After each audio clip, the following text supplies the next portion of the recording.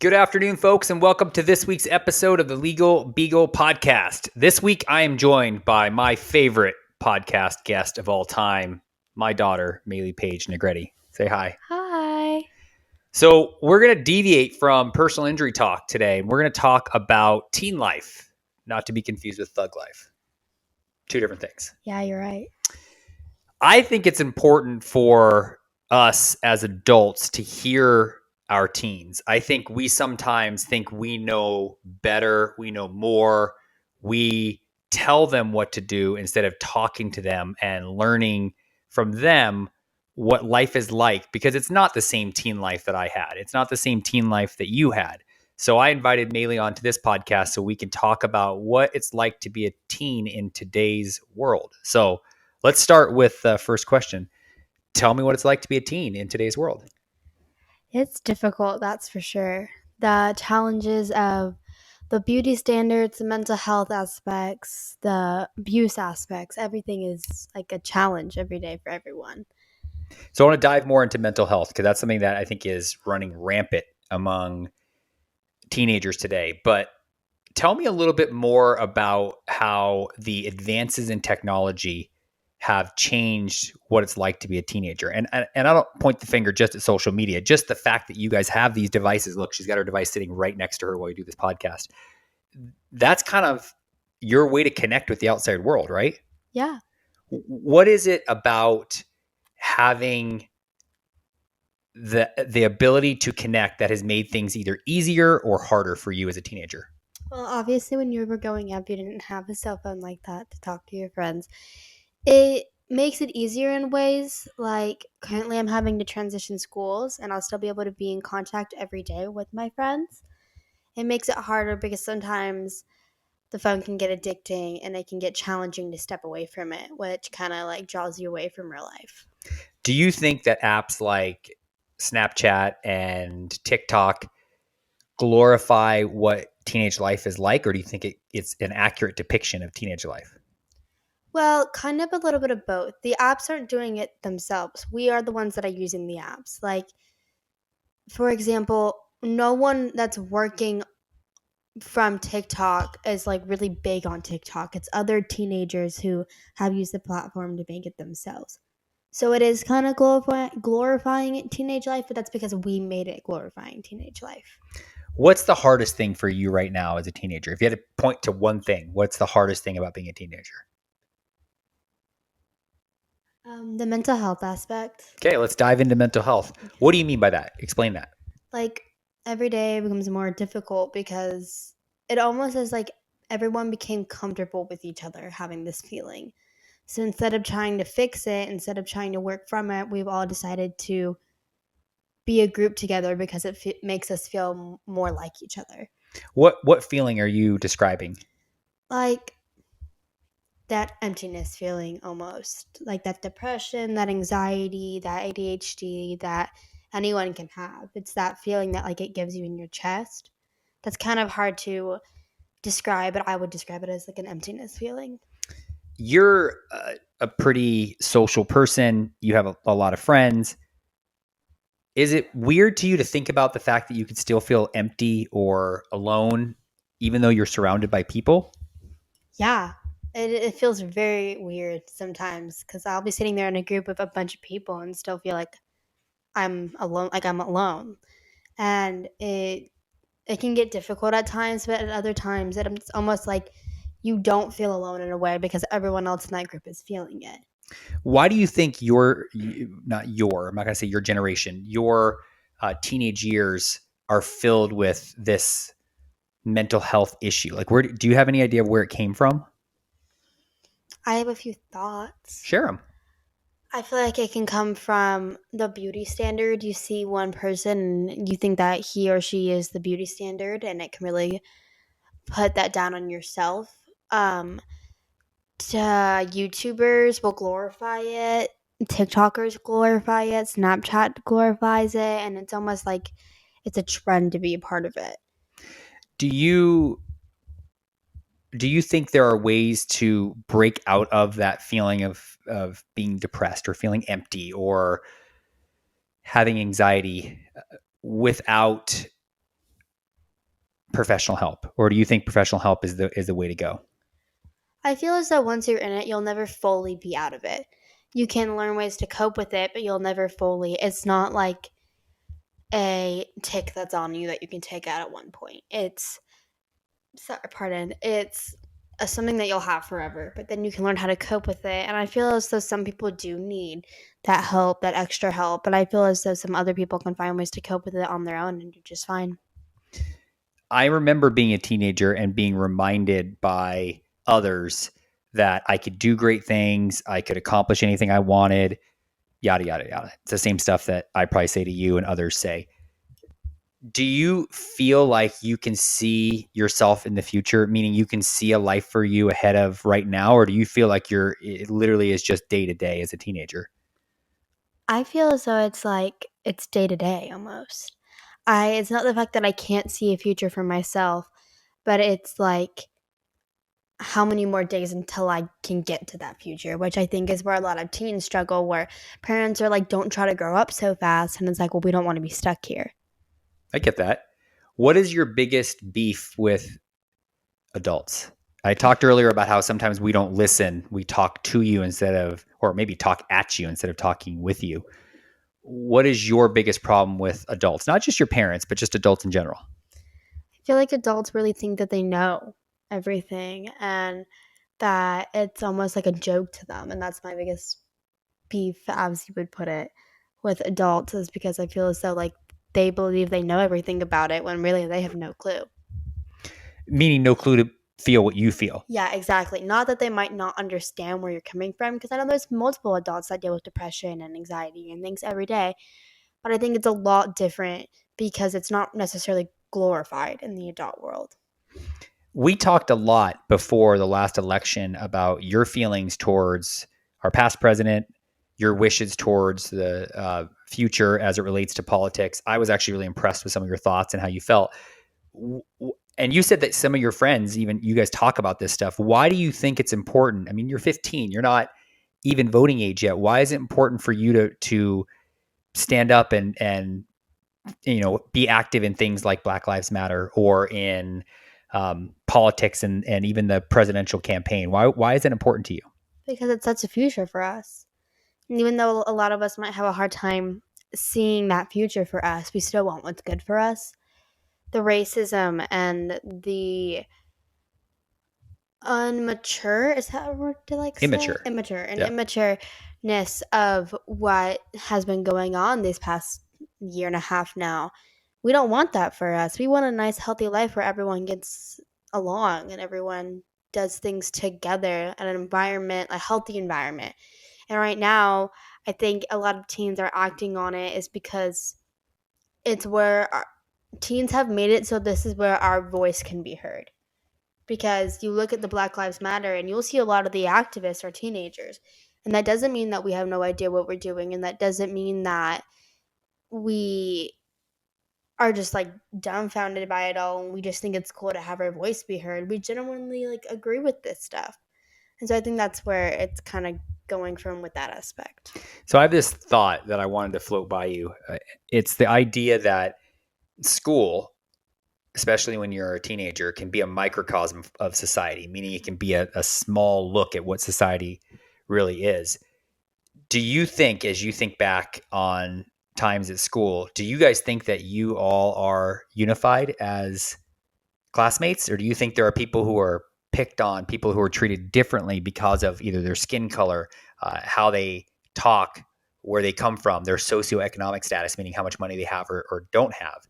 I mean, do you guys think that you guys do a good job of being welcoming and fully willing to embrace everyone, regardless of where they came from?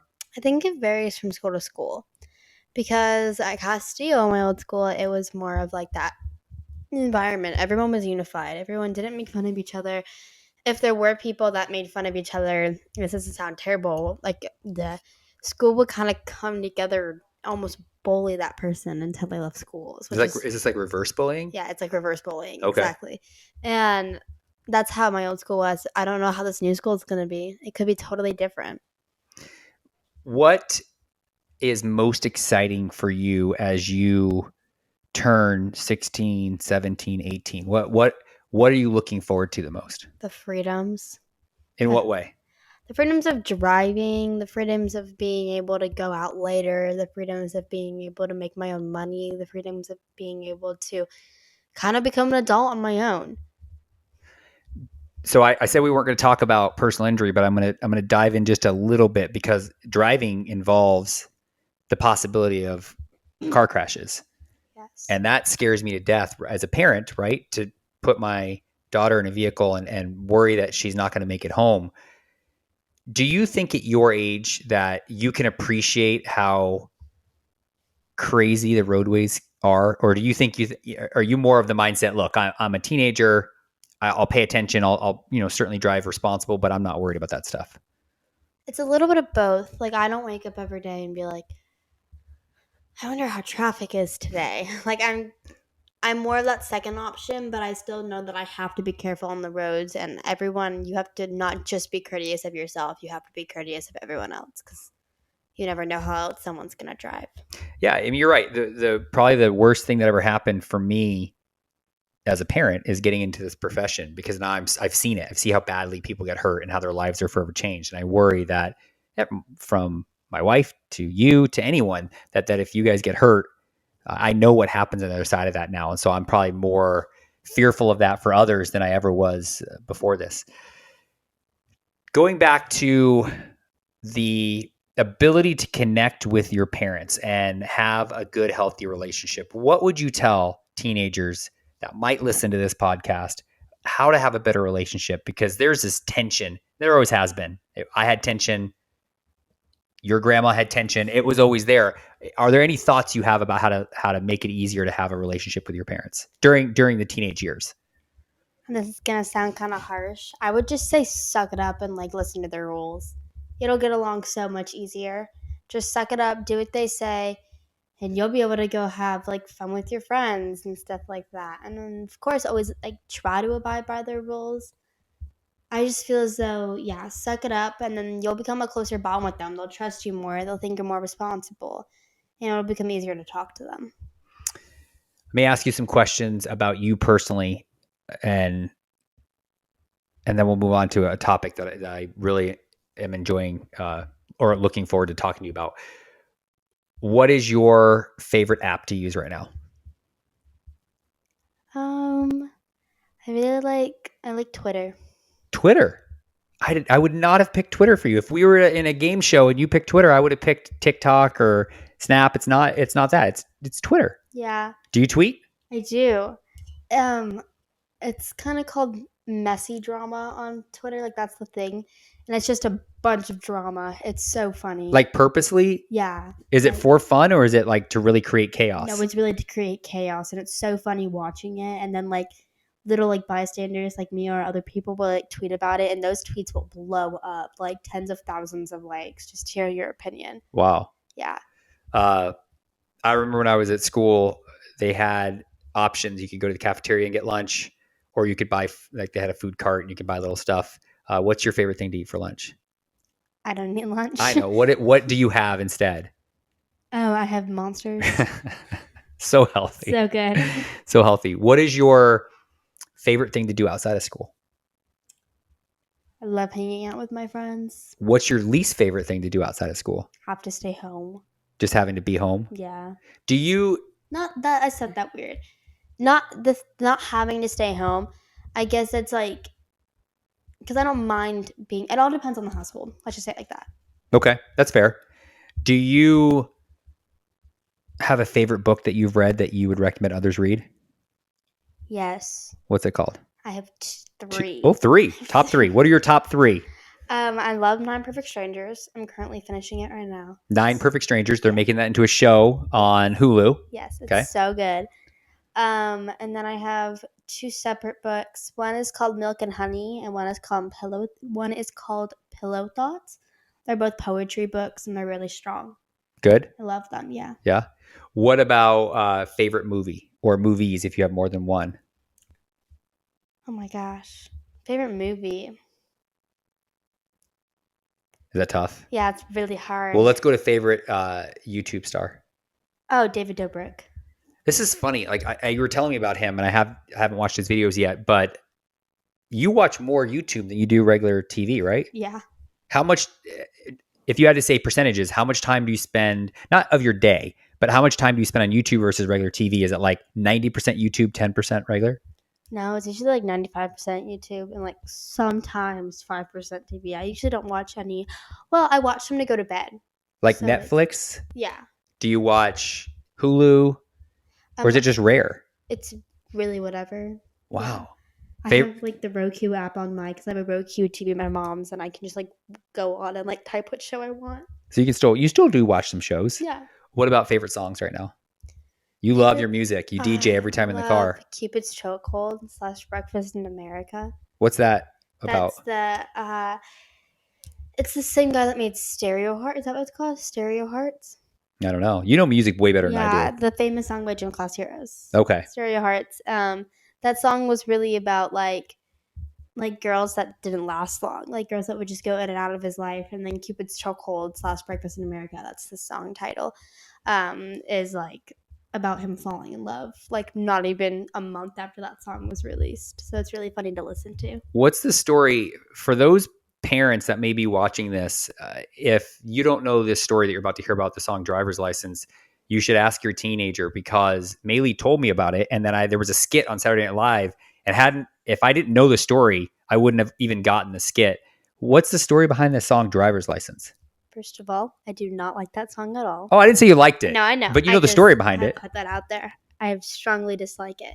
So there's a show called High School Musical, the series. You know about that. When we were in Orlando, we would watch it. Mm-hmm. And so there's a girl named Olivia Rodriguez who sings Driver's License. And there's a part in the show where Joshua Bassett, who is the song Driver's License is about, completely improv'd a whole scene that was really like strong, and it was very like love type. And so Olivia had feelings for him, but Joshua Bassett had feelings for Sabrina Carpenter, who was one of my favorite people in the whole entire world. I love her. And so Driver's License, so Olivia Rodriguez made that song about Joshua Bassett because Joshua Bassett likes Sabrina Carpenter, and then Sabrina Carpenter came back with Skin. So that's a lot. Drama. Yeah. That's a lot of drama. All right, before I let you go, my favorite thing to talk to you about is what words teenagers are using today. I'm going to throw some words out. You tell me if they're being used. Okay. First one, fleek. No. Not being used anymore. No. I don't think I've heard fleek since the last time you said it. How about yeet? No one uses yeet anymore either. Oh, it's my group. How about ratchet? No. Some people still do, but not around me. What words are you guys using? Give me 3 top words so I can be more updated on the teenage lingo. Dog. Dog? The word dog? Like DAWG. Like you're my dog? Yeah. That's not... that was probably when I was a kid we were using dog. We use dog. Like dog is our favorite thing. Yo. Like that's a friend or a homeboy or homie, whatever. Yeah. Okay. And homie and then yo. Wait, so you guys are just repurposing our words? Yeah, kind of. Yo, I still say yo to my buddies. I know. Do you guys say rad? Yeah, we say rad all the time. Okay, these are words from my generation or even the generation before me. Like if you think of your uncle, Sid, and his friends, these are words they were using. Yeah. So you guys have repurposed. It's come full circle and you're just using words that were already being used. Yeah. So we don't have to use words like fleek and yeet and ratchet. It's off the table. I'm sure people still do, but just not around me. Okay. Well, Maili, thank you for joining me on this week's podcast. Will you come back and be a regular guest for us? And we'll talk about some legal things and get your thoughts on those, but I'd love to have you back more often. I'd love to. Okay, thanks. Thank you so much for having me.